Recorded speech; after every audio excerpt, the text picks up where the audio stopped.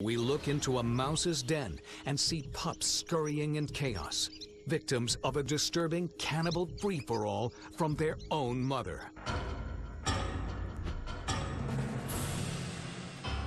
It's hard for humans to imagine, but after giving birth to litters ranging from as many as 5 to 15 babies at once, mother mice have to make a tragic tally of her entire brood's chances.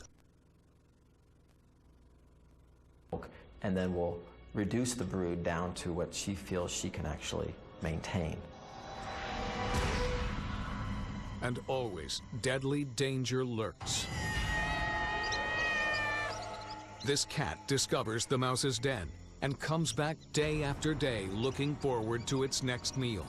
This cat and mouse game is a constant source of stress, forcing the mama mouse to take desperate action.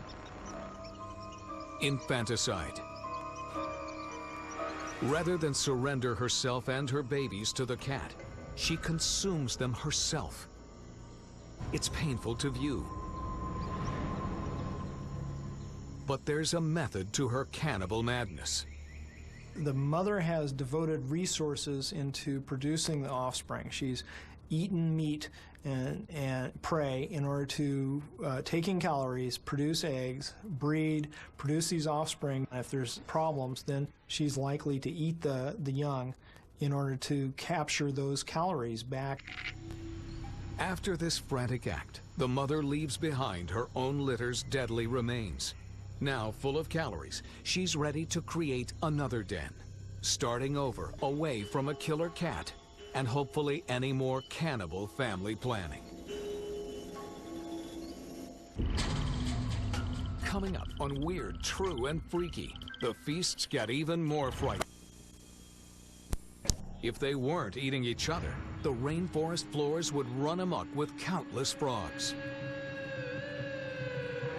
Zeroing in, these frogs will cram in so much food they'll literally rip the lining of their own stomachs. Casualties of raging cannibal cravings. Frogs are not too discriminating on what they eat in terms of the size. If they can get it in their mouth and get it down, they'll do that. Some even pay the highest price. Smaller frogs sometimes bite off more than they can chew. Unable to expand enough to engulf its catch, this frog's a victim of his own appetite. They can eat so much food that they basically block their esophagus, which can then ultimately cause them to die through suffocation. But in this frog-eat-frog world, becoming a cannibal means fast food, fast growth, controlled populations, and a chance to get big enough to avoid predators. A silver lining to a deadly taboo of cannibal genocide. Tanzania, Africa. The jungles of Mahale Forest are home to hundreds of chimpanzees. Sharing over 98% of human DNA, these chimps typically exhibit an amazing capacity for compassion, caring, and teamwork. But they also have a dark side, primate cannibalism. To the untrained eye, the everyday life of these chimps can look peaceful. They live in small pods ranging from a handful to a few dozen members. But like tight-knit street gangs, leadership and protection are brokered through an aggressive male hierarchy. Brutal threat displays establish dominance. And through it all, a driving need to feed, breed, and safeguard their troops' turf. Other neighboring chimp groups are a constant worry. Male chimps in the troop typically are more active in moving through the territory in groups, bands of chimps, male chimps, and they are a lot more aggressive in defending the territory. Male hunting posses head out together. These chimps have been on a search for bush pigs, but with nothing to show for it, the group gets increasingly frustrated.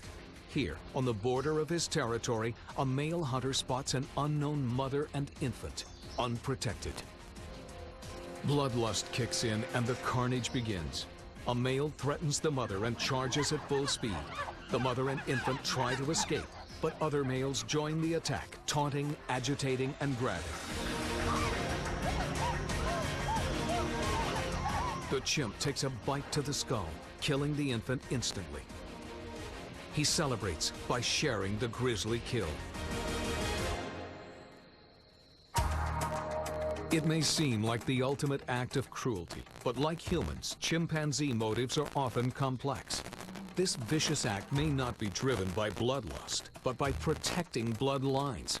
Triggered by the sight of an infant fathered by a male from a different tribe, they committed the ultimate cannibal act of murder, trying to keep their turf safe from rivals and other hunters. Typically, they're going to attack and kill the young of a female who's not part of their troop. The males are basically trying to ensure paternity